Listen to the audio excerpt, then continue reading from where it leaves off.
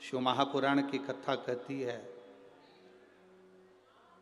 अगर तुम्हारा दुख नहीं कट रहा, तुम बहुत जगह जगह जाकर धक्के खाकर आ गए और कष्ट नहीं कट रहा, तो शिव महापुराण की कथा कहती है थोड़ा सा तरीका चेंज करो, तरीका बदलो। अभी तक दुनिया में भटक लिया, जगह जगह जाकर हमने भटक कर देख लिया, अब हमें भटकना नहीं है। अब हमको उस भटकन को छोड़कर तरीका चेंज करना है, तरीके से बाहर होना।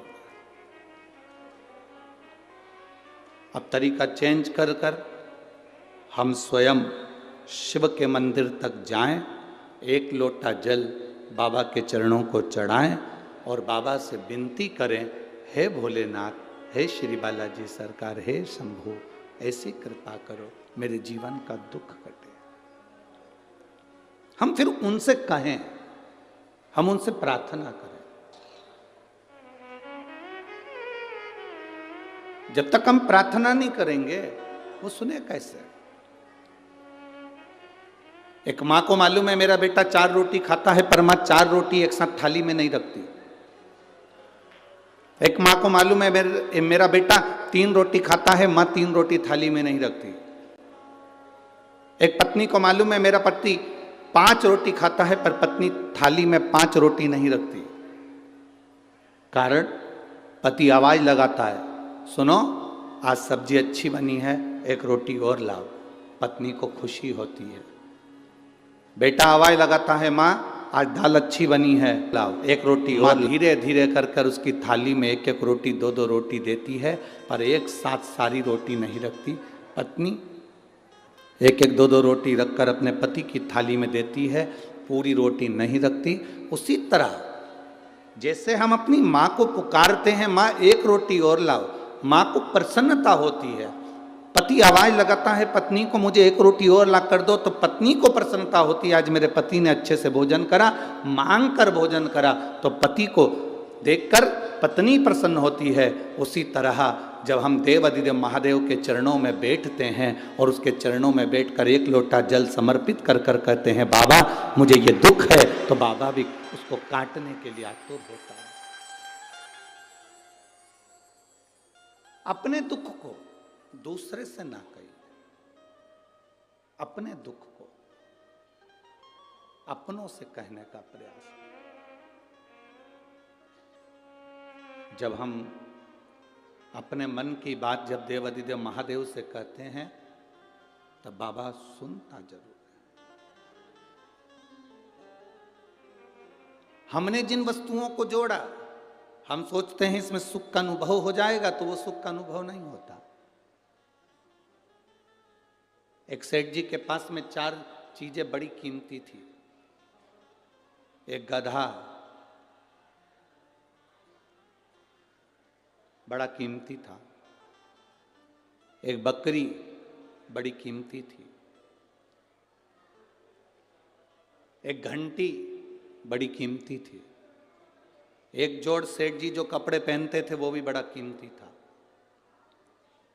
सेठ जी के पास में ये 4 चीजें बड़ी कीमती थी। गधा कीमती था, बकरी कीमती थी, घंटी कीमती थी, एक जोड़ जो कपड़े पहनता था सेठ वो कीमती था। 4 चोरों ने विचार करा इस सेठ जी की 4 चीजें चुरा ली जाए।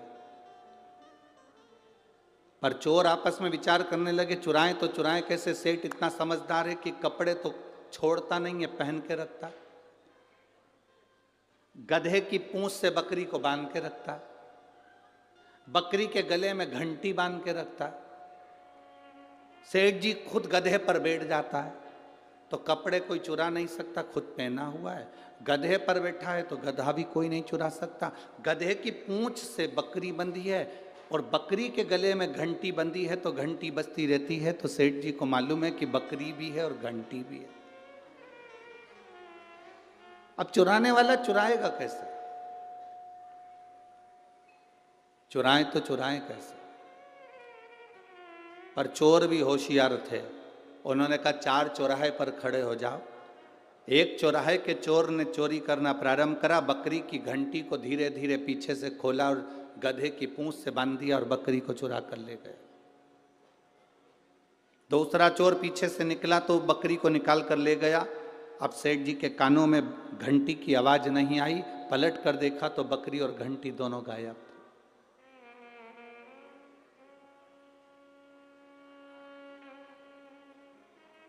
सेठ जी को बड़ा दुख हुआ, कहां ढूंढूं। इतने में तीसरा व्यक्ति आया, पूछा भैया क्या हो गया? मेरी बकरी को और मेरी घंटी को कोई चोर ले गया, जरा मेरा गधा पकड़ना, मैं अब भी देख कर आता हूं। वो गधा पकड़ाया, चोर तीसरा गधे को लेकर चले गए। अब तन पर केवल कपड़े थे। अकेले चौथे नंबर के चोर को वो कपड़े चुराना थे। अब चुराए तो चुराए कैसे? तो चोर कुएं के पास में जाकर रोने लगा। सेठ जी ने आकर पूछा क्यों रो रहे हो? उसने कहा मेरे हीरे की तिजोरी कुएं में चली गई, मुझे तैरना नहीं आता, अगर कोई ला कर दे देगा तो आधे हीरे दे दूंगा।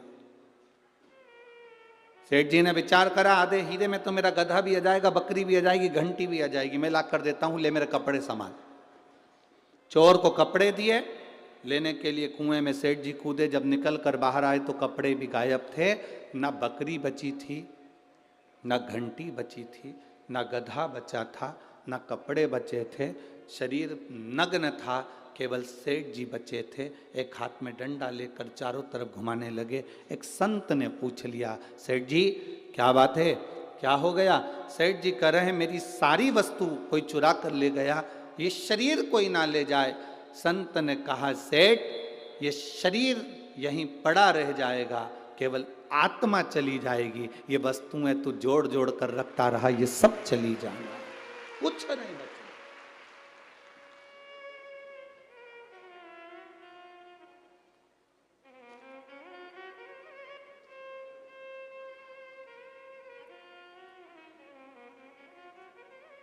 हम कहते जरूर है अरिजीत जी